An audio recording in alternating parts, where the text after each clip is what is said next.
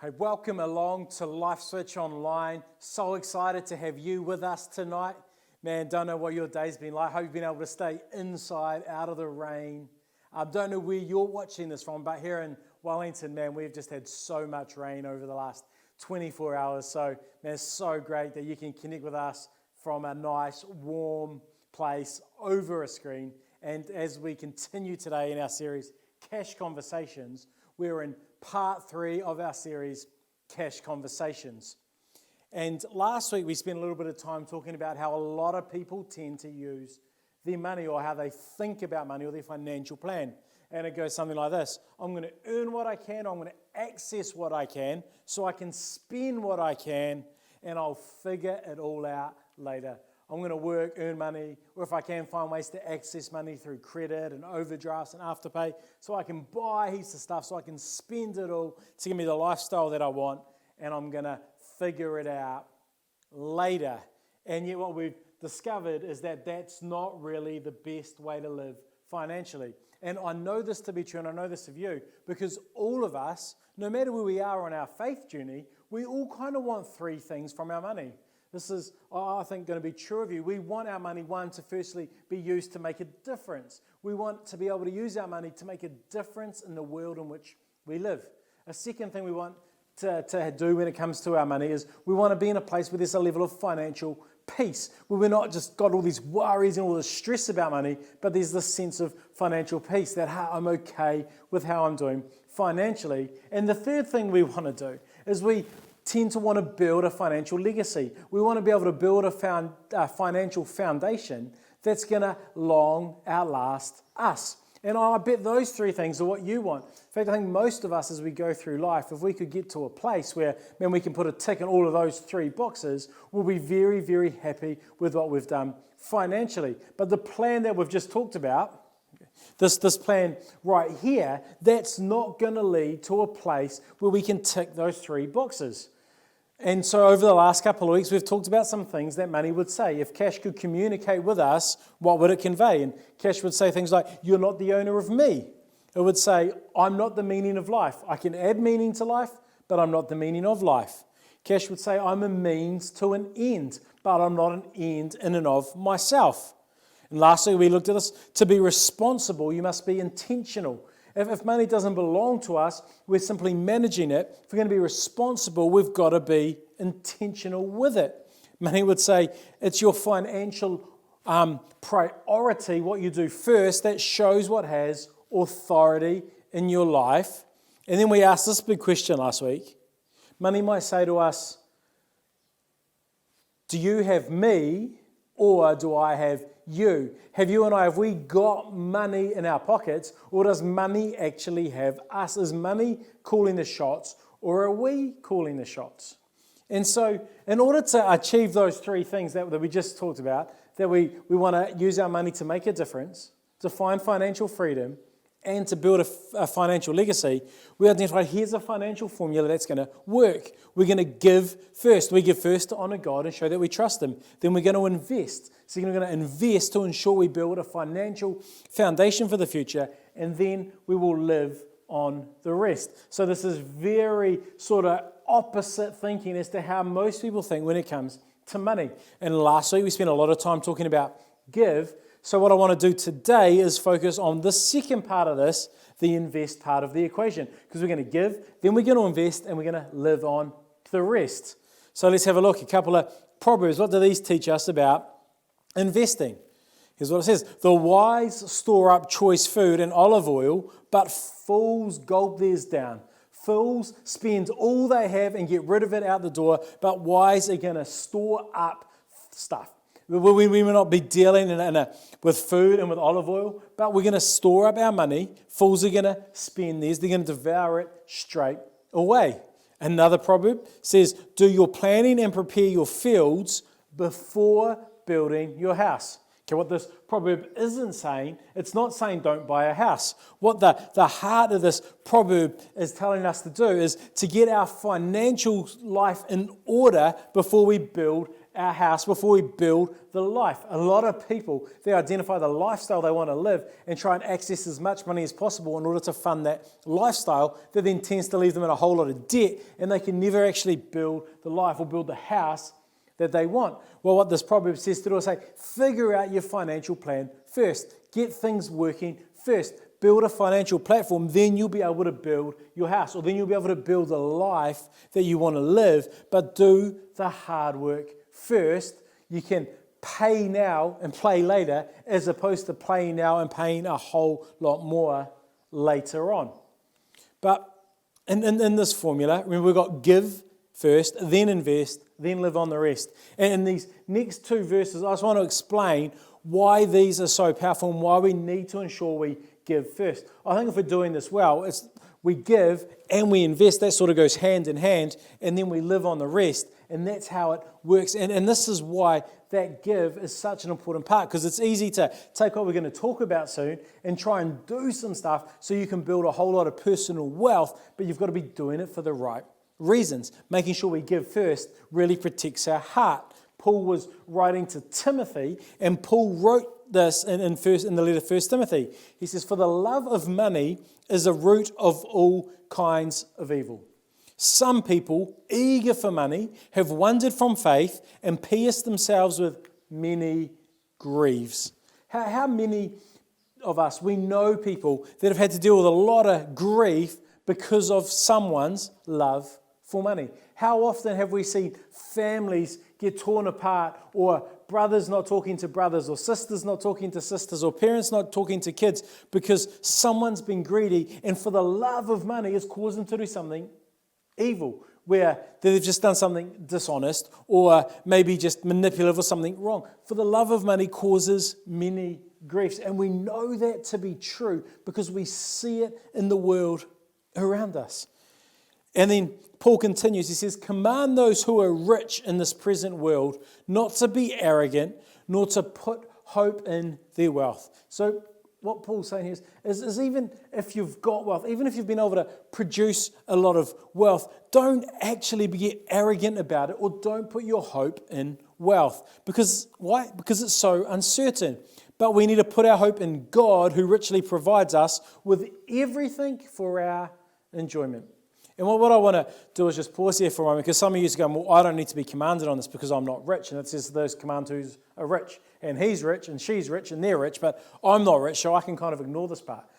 I want you to know, if you're watching this on a screen over the internet, you are most likely in the top 5% of wealth of people who have ever lived in all of history. You're definitely in the top 10%.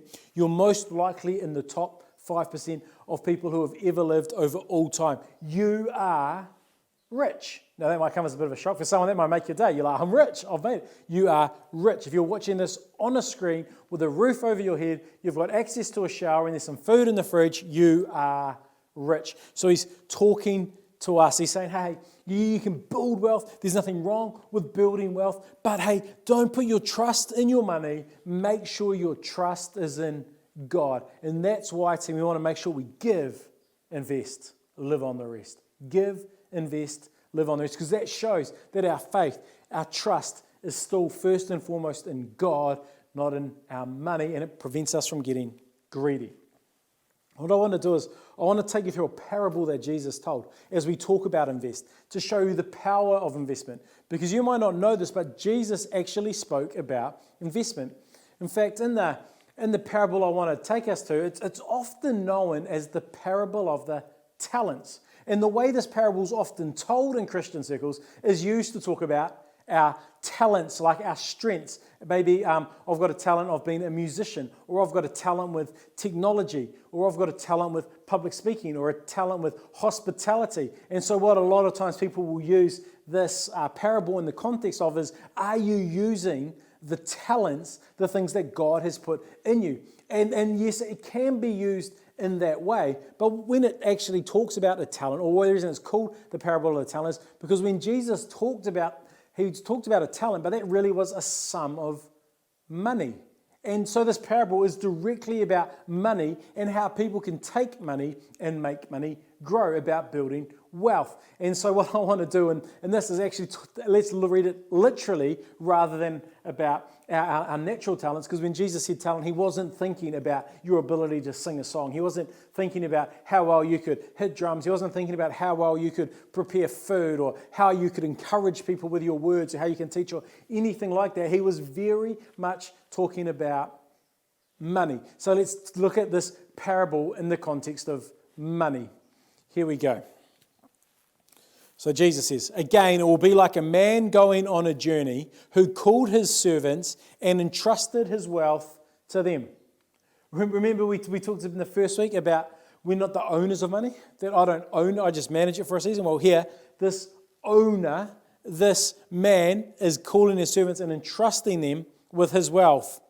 He gave to one 5 bags of gold.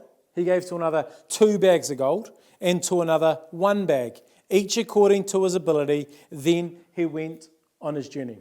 Now let's just pause here for a minute. This guy calls one person aside and gives him 5 bags. And the reason it's called talent, because in other translations it says he gave him 5 talents, but this one in the NIV portrays it as bags of gold. Scholars have researched this, and what that suggests is that 1 bag of gold or 1 talent at this time is the equivalent of about $300,000 today. So this first person gets given the equivalent of 1.5 million, someone else gets 600,000, and someone else gets 300,000. Which one would you like to be? I bet I know. You'd like to be the one with 1.5 million. That would be nice. But the story, this isn't about who got how much. We can look at it and go, well, that's not fair. Well, why would one get so much more and one less and then one seem to get so much less? This is not fair. Can I make a suggestion to you? One thing Cash might say to us is that life isn't fair.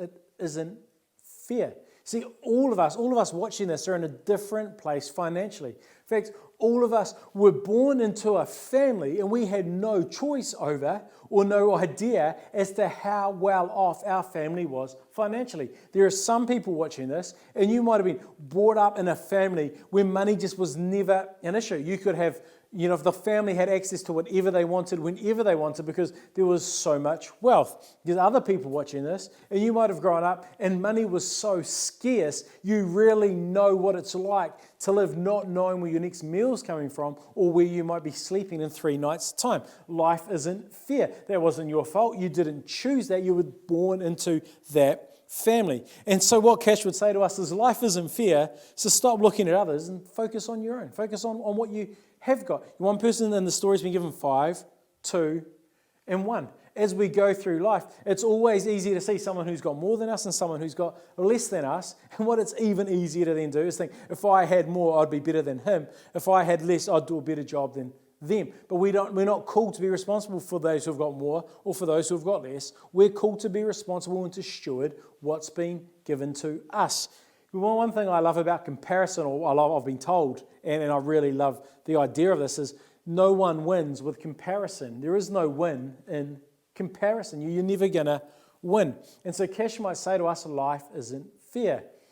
Look, I don't know how you're doing financially. I don't know what's going on in your financial world. And I can appreciate how easy it is to look at others and go, if only this or if only that. And it is so easy for us to do. But what I want to do is plead with you, beg with you, say, hey, you can't change that. You are where you are. I am where I am. Let's stay in our lane. Let's run our race. Let's learn what we can and let's apply it to what we've got. They're responsible for theirs. They're responsible for theirs. But I'm responsible for mine. Let's just understand life isn't fair. Let's not dwell on it. Let's not get upset by it. But let's just try and get to a place where we can understand that life isn't fair. Because even in this story, we could say, well, life's not fair because one got 5, one got 2, one got 1. But then you could say, well, isn't a rich man entitled to choose where he gives his money? If he wants to give 5 to that and 2 to that and 1 to that, isn't that fair for him to decide? You say, yeah. And this is what's actually true when it comes to life. Everything's fair for someone. It's not fair for everyone, but everything's fair to someone. And hey, unfortunately, life isn't fair. And the faster we can just get okay with that, the better we're going to be. I promise you. Okay, back to the story. The man who had received 5 bags of gold went at once, and here's what I want you to catch, put his money to work. He put his money to work and gained 5 bags more. This is a powerful, powerful thought. This man put his money to work. Let me ask you a question. Do you work for money, or do you have money working for you? He didn't put people to work. He put his money to work. One thing, again, I think Cash would say to us, would just ask us that question. Are you working for me, or am I working for you? And it would follow up and say, Cash will make us a promise. When you put me to work, I'll get to work. Do you know that you can put your money to work and your money will get to work? There's a fundamental difference between people who can really accumulate wealth and people who struggle to do so. And this question really underpins that big mindset difference. People that can accumulate wealth really understand that they can put their money to work. And other people who struggle are spending all their time working for money. See, earlier in this series, I referenced the book called Rich Dad, Poor Dad. And this was primarily the difference between the dad who went on to build heaps of wealth and the poor dad who sort of always struggled through. Now, the poor dad had a very good job, earning a really good salary, but the poor dad never got to a mindset of saying, how can I put my money to work for me? Whereas the rich dad did. I'll tell you, when we get our heads around this, when we can understand that our money can work for us rather than just us for our money, that is when we can really start to build wealth. That's exactly how this person in the parable did it. He put his money to work. So let me ask you, have you ever put your money to work, or do you spend all your time working for money? Paul said to the church in Rome, he says, we're going to be transformed by the renewing of our mind. Well, some of us have learned this from a young age. It's sort of what we got taught growing up, like someone who's grew up in the rich dad's family. For a lot of people, this concept is very foreign, but that's all right. We were talking about it now. We're going to unpack it a little bit now, and I'm going to encourage you to go and learn as much as you can about this, because there is a mindset that people that can accumulate a huge amount of wealth have, and this is at the core of it. They put their money to work rather than just working for their money. So what happens in the story continues. So also the one with 2 bags of gold, he gained 2 more. But the man who had received 1 bag went off, dug a hole in the ground, and hid his master's money. After a, what does it say? Long time. After a long time. Not overnight, not the next day, after a long time. The master of those servants returned and settled accounts with them. And then the reason this is so important is because we see that person take 5 bags of gold, or $300,000, or 1.5 million, and double it. We see another person take 600,000 and double it. You can't get returns like that overnight. It's very, very, very difficult to double your money in a prudent and ethical way overnight. It's very, very hard. But over time, I promise you, and I'll show you at the end today, that this is more possible than you think. It is so possible to do, but you've got to understand it's over a long time. The man who had received 5 bags brought the other 5. He said, Master, you entrusted me with 5 bags of gold. See, I have gained 5 more. The master replied, well done, my good and faithful servant. You have been faithful with a few. I will put you in charge of many things. Remember when we looked in the first week at some of those financial tests, and Jesus says, hey, if you're faithful with a little, you'll be given much. So we see it playing out. Come and share your master's happiness. The man with 2 bags of gold also came. Master, he said, you entrusted me with 2 bags. And say, look, I've gained you 2 more. Here's 4 back. His master replied again, well done, my good and faithful servant. You have been faithful with a few things. I'll put you in charge of many things. Come and share your master's happiness. And this is where the soundtrack changed. If this was a movie before, there'd be upbeat, exciting, party-style music, be uplifting. All of a sudden now it would just go silent. Then the man who had received 1 bag of gold came. As you get to the end of that sentence, you'd start to hear the dark, the gloomy, the suspenseful music start to build. Master, he said, I knew that you are a hard man, harvesting where you have not sown and gathering where you have not scattered seed. So I was afraid and went out and hid your gold in the ground. See, here is what belongs to you." His master replied, "You wicked, lazy servant. You knew that I harvest where I have not sown and gather where I have not scattered seed. Well, then you should have put my money on deposit with the bankers, so that at least it would have returned a level of interest back to me." And again, we learn a powerful lesson in what the master applies here.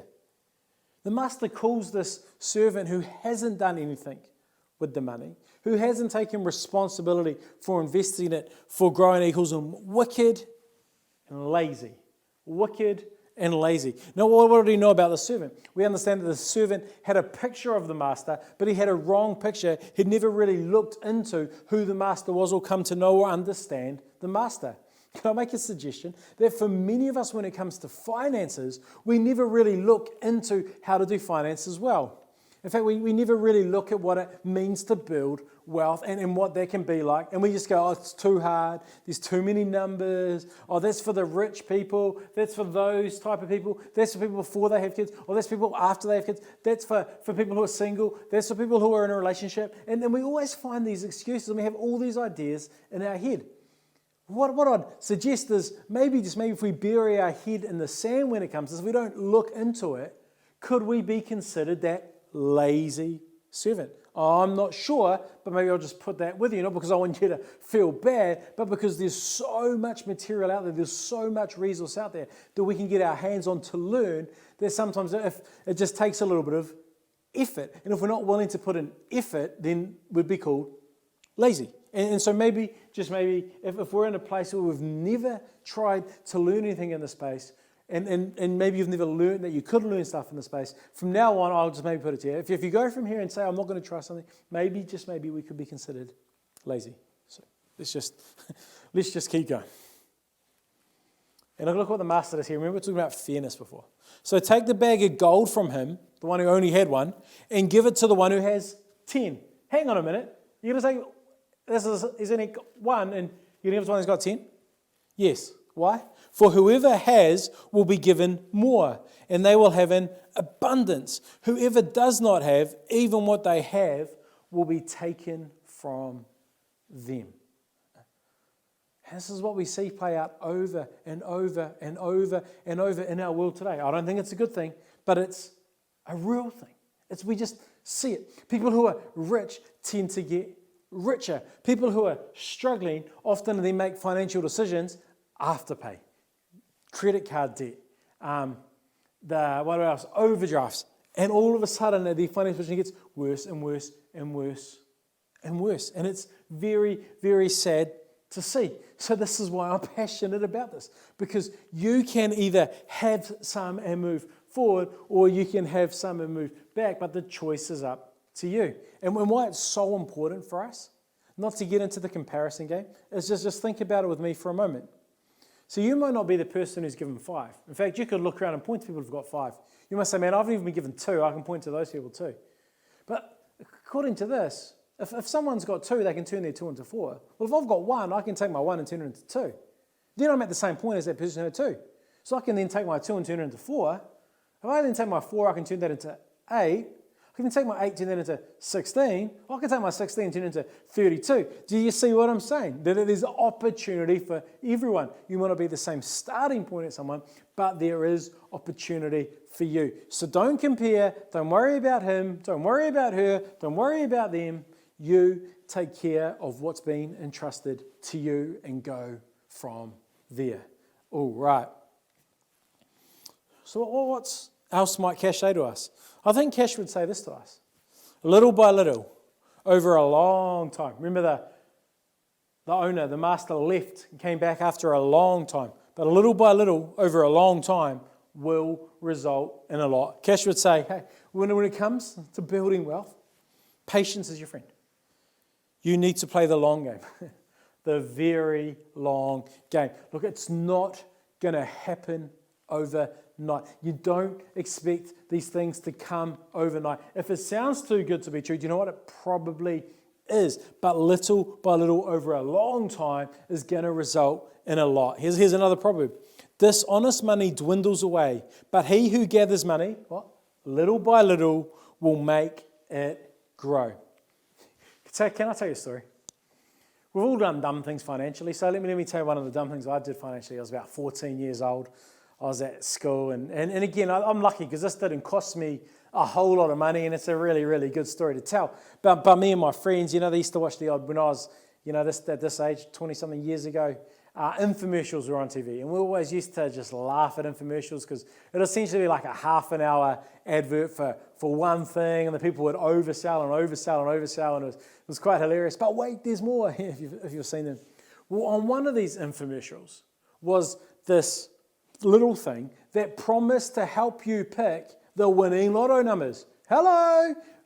If you could do that, you'd never tell anyone, right? You just win the lotto all your time yourself. So this is a stupid product. You can see where this is going. A few of my friends got together and said, we should buy that. We'll go in together. We'll win lotto. We'll have more money than our teachers. We'll have more money than our parents. Life will be amazing. We'll be like 14 years old. We can do whatever we want. It's going to be sweet. Why don't we just pool our money together? We can buy this and we'll be good to go. And look, you got to understand, when it comes to numbers, when it comes to maths, I kind of get this stuff. And in my head, I'm like, that's dumb. Like, there's no way this is going to work. But then this slight thing like, what if? And in the back of my head was, what if all your friends get rich and you don't? What if all your friends win lotto for the next 3 weeks and you could have had a share of that and you don't? So I'm like, okay, I'm in. So we ring up and we buy this thing that's going to make us win lotto. So we're getting excited. It's got to get posted. So it takes a little bit of time. Finally turns up and then we realize, we've actually got to go and buy lotto tickets now. So we've got to pull out more money in.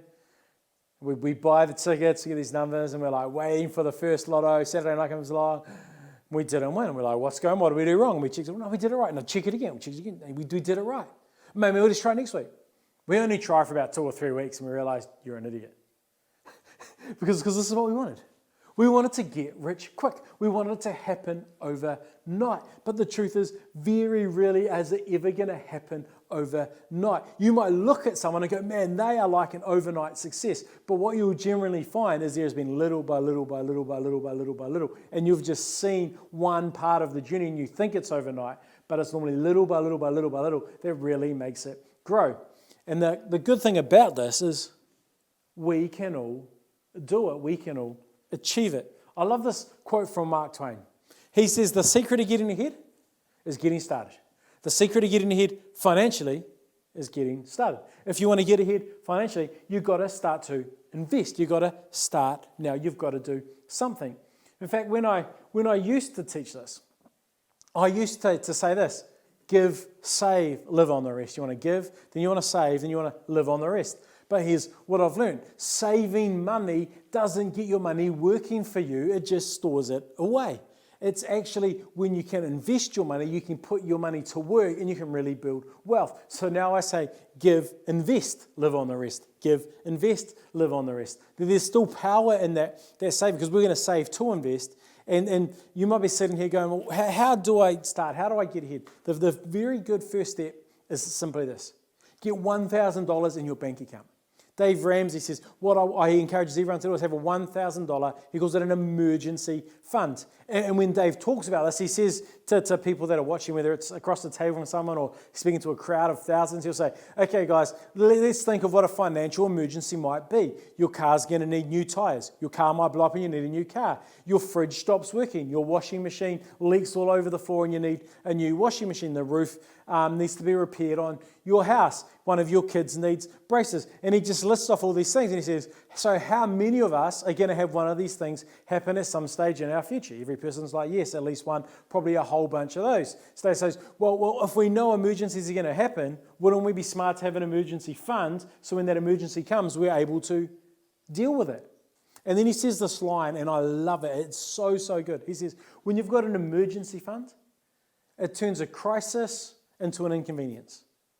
See, if you've got no money in your bank, and all of a sudden your fridge breaks down, you've got to replace it. It's a crisis. How do I get it? What do I do? How do I make this happen? And you start ringing and doing all this stuff, trying to borrow money and stuff. And it's a bit of a crisis situation. Well, if there's some emergency money in your account, it's no longer a crisis. Well, I've got the money. It's just an inconvenience because now I've got to go to the shop, I've got to get the fridge, I've got to make sure I'm home when it's delivered, got to figure out what I'm going to do with the old one, blah, blah, blah, blah. But having that emergency fund really turns, listen, a crisis into and inconvenience. And you might be saying again, Clint, I'd love to have an emergency fund, but I struggle to see how I can do it.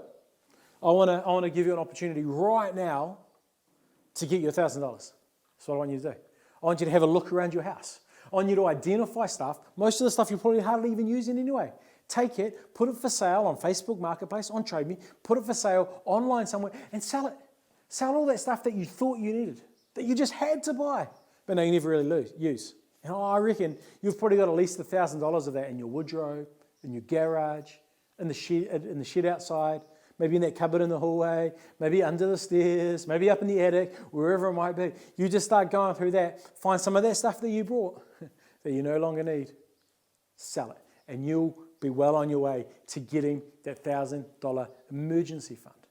But here's what I really want you to get. Well, once you've got that emergency fund, we don't want to just save money and put it away. No, we want to take our money and we want to invest it, because then we're putting our money to work. That's how the man who got given 5 bags of gold was able to turn it into 10 bags of gold. Or if we bring it in today's terms, who got given 1.5 million was able to transform it into $3 million because he put his money to work. You can put your money to work too. Okay, you might say, well, Clint, I wish I had done this a long time ago. Just remember, the secret of getting ahead is getting started. Or as this says, the best time to plant a tree was 20 years ago. The second best time is now. The best time to start investing was 20 years ago. Well, you can't go back, but you can start now. See, I like this proverb as well. It says, be diligent and know the state of your flocks and attend to your herds. So see, back in the day when Solomon was writing this, people didn't have stocks, they had flocks. People didn't have a property portfolio, they had herds. Their wealth was tied up in their flock. It was tied up in the size of the number of animals that they owned, or maybe the number of plants they had that were producing a return of food for them. And so he says, hey, know the state of your flocks. Attend to your herds. Well, what he's really saying is, hey, you've got to know what's going on. You've got to understand your own finances. Know where your money's going. Be diligent about this stuff. Don't just turn a blind eye to it, but learn about it. You didn't know anything 20 years ago, but you're starting to learn something today. And there is so much more you can learn, so much that's accessible at your fingertips if you're willing to do the work. Know the state of your flocks and attend to your herds. This reminds me of something my nanny used to say to me. She always said this: look after the pennies and the pounds will take care of themselves. If you look after the pennies, the pounds will take care of themselves. And this is the thought. I'd always go, it's only 5 cents, it's only 10 cents, and I'll just hear my nana, Clint, look after the pennies, the pounds will take care of themselves. What's a pound? I figured out eventually, but look after the little, and the big stuff will take care of itself. Look after the $1, the $2, the $3, and the big numbers will start to look after themselves. So see, little by little, over a long, long time, can make a big, big difference.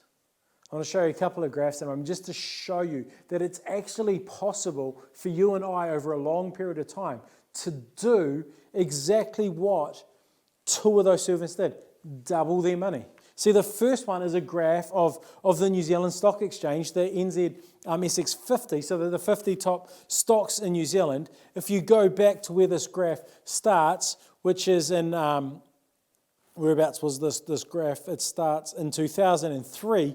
So right back here, the value of the NZSX 50 was under $2,000, $1,902. Okay? If we fast forward that to today, which is 18 years, it's now worth $12,739. So if you had $1,900 back here, it's now worth $12,700 there. That's a 6 times return over the last 18 years. And then master's gone away, came back 18 years, and you got given $2,000. You could turn that into almost $13,000 by simply investing in this over the last 18 years. That's phenomenal. So see, this idea is actually possible. You can double what you've got if you invest it well. Well, let's look at another graph. This is the Wellington house prices. And again, this goes right back to about 1992, which you can see the average house price in Wellington back in 1992 was about $120,000. If we fast forward that to where we are today, it's now about $950,000. So from 1992 to now, that's about 30 years. If you had a house back there that was worth $120,000, now it's getting close to $1 million. It's not going to happen overnight. But over 30 years, 120,000 has now become almost $1 million. Little by little, over a long time, is going to produce significant results. This is possible for you. This is possible for me. You may say, well, Clint, that's good for someone who's got a lot. Yeah, it definitely is easy to get started on this if you've got a lot, given the price of houses today. But what I want you to see is the underlying principle. You and I have got the ability to invest what we've got and get our money working for us. I don't have to go to work just to earn money so we can spend it on. If I bring some money in, then I invest a proportion of that, I can slowly over time get my money working for me. And if I can just do that every week as my paycheck comes in, over many, many years, I'm soon going to have a whole lot of money that's working for me and able to bring a significant return. So what I want to do, as I've been doing over this series, is give you a few conversation starters that you can use with your family or with your friends. And so here's some for this week. First one's this. If we had invested 10% of every dollar earned, how much would I now have invested? This is going to be different. Some people, you might not even started working yet, so you've only ever got, $5 a week pocket money, so it's not going to add up to much. But other people, you might have had a long career, and you go, man, I wonder how much that could have been. Use that to encourage you to start from today. I'm going to give first because I don't want to just invest to build wealth. No, I want to make sure God stays number one. But just as I give a percentage away, I'm going to make sure I invest a percentage. Here we go. Question number 2 for you to throw around the table. What would it look like for me to get my money working for me? What would it look like for you to get your money working for you? What's something you could do? And then the third one here is to whom can we go to get some investment advice? Because again, there's some people watching this and you are so astute. You know this stuff, you're good to go, you can build wealth, you know what you're doing, and you're fine. For a lot of people, for most people, a big percentage of the population, to whom can you go to get some advice? Then this doesn't necessarily mean you have to meet with a person. There are books that are written on the subject. In fact, if you follow us on social media, I'll put some books up this week that can help you to get some advice in this space. But you want to start with, to whom can I go? Who do I know that has been able to get their money working for them that I can go and ask and copy stuff from? Because it's well worth doing. Because we don't know what we don't know, so we need to get alongside people who do know so we can get our mind set right. Okay. Let me finish now just by being really real. Let me finish by just telling you why this is so powerful. You see, this whole idea of give, invest, live on the rest can totally transform the way you see money and the way you can get money going for you. It really can put you in a position where you can make a difference. It guarantees it. If you give first, you're going to make a difference because money's going out the door. You're going to find financial peace. Why? Because you're able to take a percentage of your income all the time and invest it, which means that there's going to be a safety net there for you. Plus, that's going to allow you to build that foundation for your financial future that's going to long outlast you because you've always got money going to it. And I know you want that. But I just want to be a little bit personal with you for a moment. You see, when it comes to my life, I've been very fortunate. I've been lucky to experience this. See, I started investing almost 20 years ago now. When I was 19 years old, me and she wasn't my wife then, but who was my wife, Mindy, we were engaged. We rode our bikes, our push bikes, to an open home. We just saw it in the paper and thought, we're going to have a look at this. The people there laughed at us because we didn't have on our push bikes. And then we rang them 2 days later and said, we want to put an offer in on this house. And we put an offer in. It was for $149,000. This was back in the early 2000s. And so it was a nice little place down in Persona. We put this offer in. And we bought this house. Well, 19 years old. Okay. Well, it's already got tenants in it. Well, let's leave the tenants in there. We're not married yet, so we don't need to move in. Let's leave the tenants in there. And so the tenants are paying us. Oh, that's paying for the mortgage. That's really nice. Got these people in there paying off our house. We get married. We move in. And then about a year after we bought it, we sell it. Well, guess what? We sold it for $169,000. And I'm like, oh, that's pretty cool. I bought it. A year later, we've sold it. We've made $20,000. I've got friends that are working, and I've just made more money than they've made all year, even though I've been at university. This is cool. And we sold it to buy another house. Over that time, we've invested more and brought more. But this is where it's been real powerful. This is what it's allowed us to do. The whole time we've been married, we've only ever lived on one income. We've been fortunate enough, because we made these choices when we were young, that we've only ever had to live on one income. We've never worked at the same time because we had kids really, really young and all this sort of stuff. So Mindy and I have never worked. For the last 17 years, Mindy has, by choice, chosen to stay at home and not work because we didn't need the income, so she didn't need to go back to work. She was able to stay at home, raise the kids, be around, drop them to school, come, because that's what she wanted. I understand not everyone wants that, but we're in a position to enable that to happen because she wanted it to, rather than being, oh, we want to do this, but we can't. And that's one of the things that can happen when you build that financial foundation. It gives you more options. You can do what you want rather than what you have to do. And what's amazing is for the last about 12 years now, I've been working for church. And I love it. Because why? Probably because I get to work with people like you, and you're cool, and it's exciting for me. I love doing what I do. There's one thing that comes with working for a church is you don't tend to get a very big income. In fact, I'd say that the income that I receive is probably be less than 80% of the people that are part of our church, because I just don't need a big income.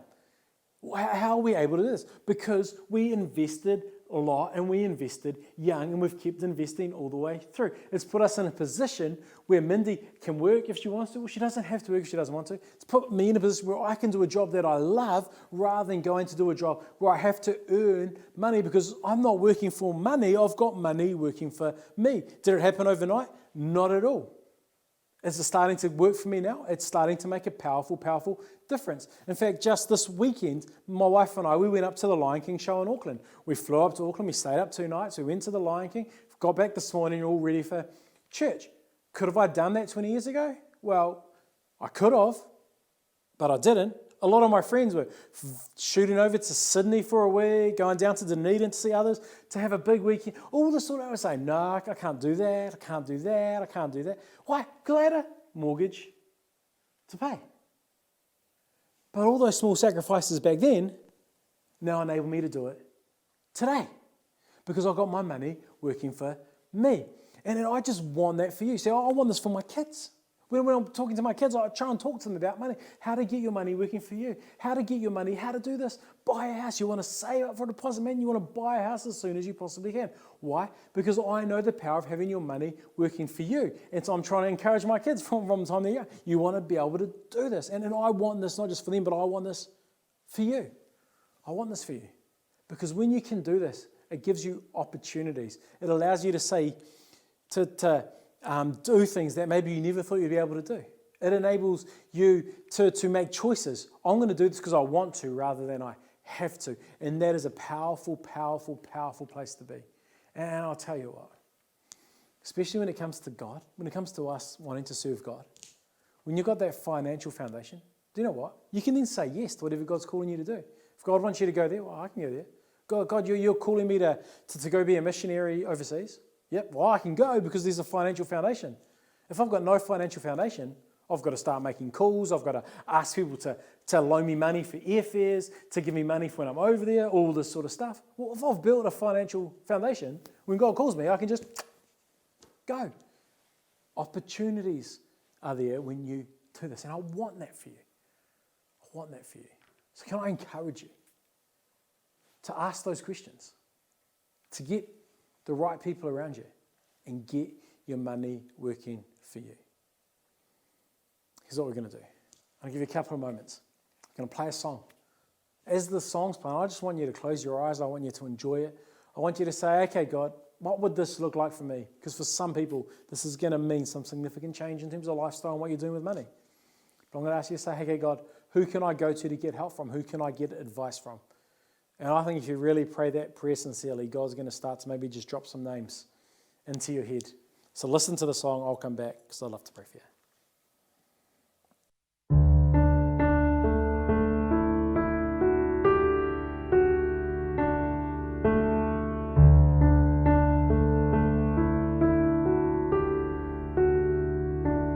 In the darkness, we were waiting, without hope, without light, till from heaven you came running. There was mercy in your eyes, to fulfill the law and prophets. To a virgin came the word, from a throne of endless glory to a cradle in the dirt.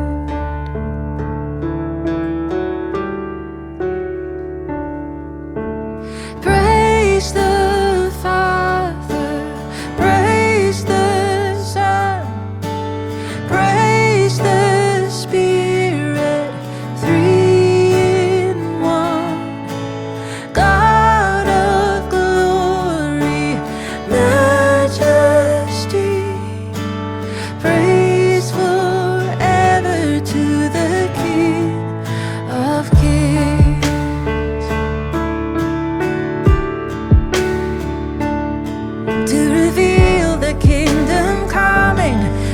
To reconcile the lost, to redeem the whole creation. You did not despise the cross, for even in your suffering you saw to the other side, knowing this was our salvation. Jesus, for our sake you died.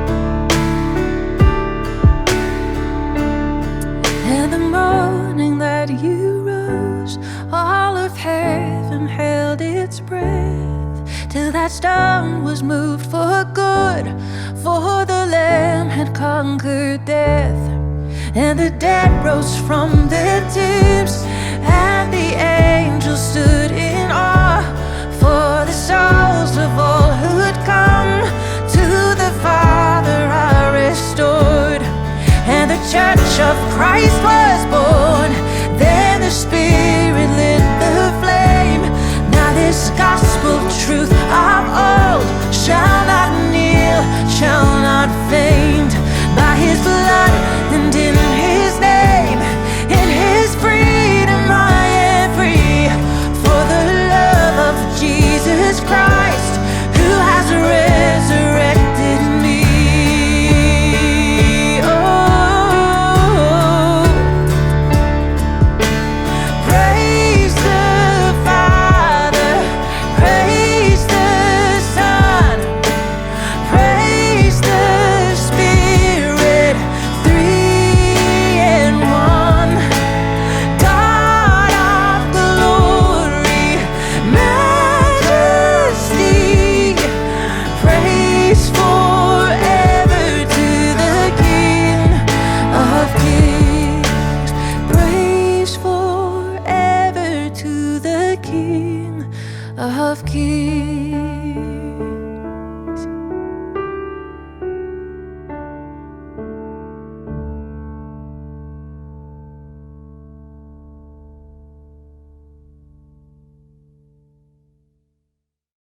All right, guys, let me pray for you. Heavenly Father, man, it's just a challenging thing to talk about because for a lot of people, you can talk about money like this and you can start to feel guilty and you can start to look back and say, what if, or it's not fair. And Lord, I just know every single person watching is in a different place financially, and all of us need something different. And so I just ask in a way that only you can. You can really reach out to every person, and you can help them see what it is that they need. You can help them to realize that, man, they've been entrusted with something, and it's their responsibility to give an account for what's been entrusted to them. That we don't need to worry about the person on our left, the person on our right, or anything else, or to complain about how fair things are, but rather you'll just help us to stay in our lane, to make good use of what we've got. I pray, Father, that people will really just catch that understanding that, man, they can use their money to work for them, that they are in a position to start to build something that can well outlast them.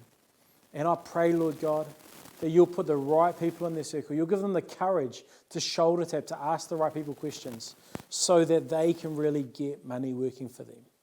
But Father, I pray they don't do it just to simply build wealth and to pat themselves on the back because, man, we don't want to put our confidence, our hope in money, but rather they'll do it because of what it enables them to do for you. And we always want to give because, man, we want to trust you before we trust anything else. So please, please, please help us. In Jesus' name we pray. Amen, amen, amen. You have a great week and we'll see you back here next week.